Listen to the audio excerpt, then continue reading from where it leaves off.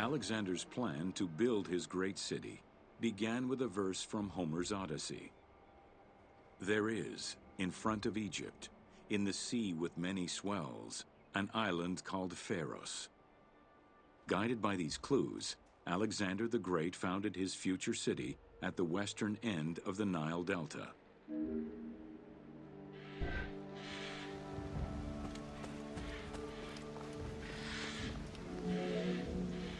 Though Alexander considered this location ideal for his great city, it presented considerable challenges.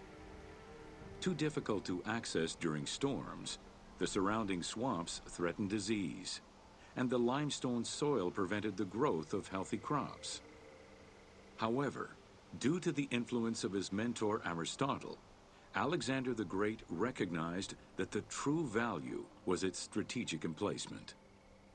Alexander knew that in controlling Pelusium to the east, Memphis to the south, and his crowning glory Alexandria to the west, he would create a triangular stronghold, allowing him to control the entire delta while giving him access to the Mediterranean.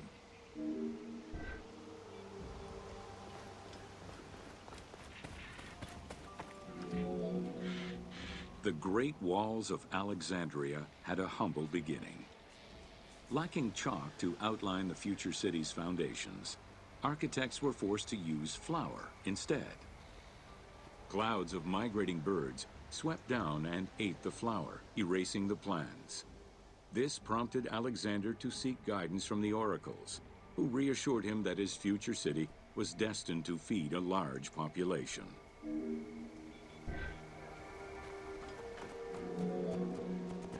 Excavations led by Mahmud Bey el-Falaki in the 19th century revealed that the wall enclosure measured approximately 5.2 kilometers in length and 2.2 kilometers in width.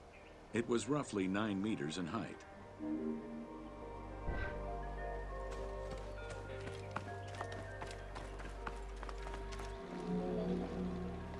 These formidable ancient walls would resist a number of attacks, including fending off the king of Syria in 169 BCE.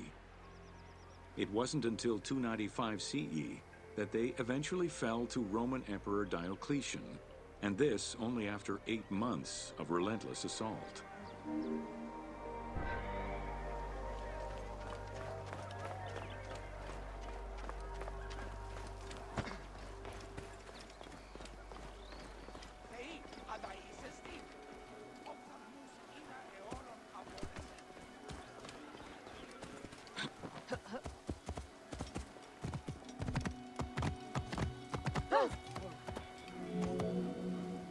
Alexandria's principal architect, Dinocrates, chose a Hippodamian grid plan. The grid maximized functionality, with wide, straight roads and canals running beneath them. Alexander recognized the military value of the city's design. The wide, parallel streets gave him optimal surveillance of the city, while allowing the unobstructed flow of troops.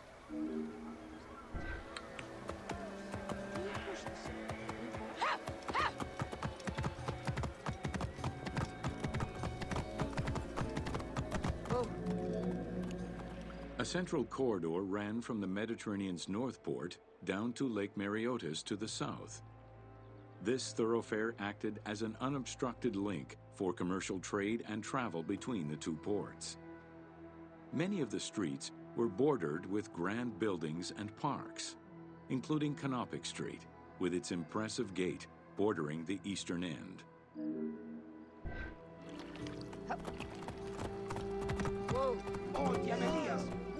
Alexandria was most likely built upon an already existing Egyptian village. Upon its completion, the Egyptians reviled the city, refusing to call it by its founder's name. Instead, they called it Raked, the building, as a mark of disdain, which was later Hellenized into Rakotis. Despite this, the name Alexandria would remain.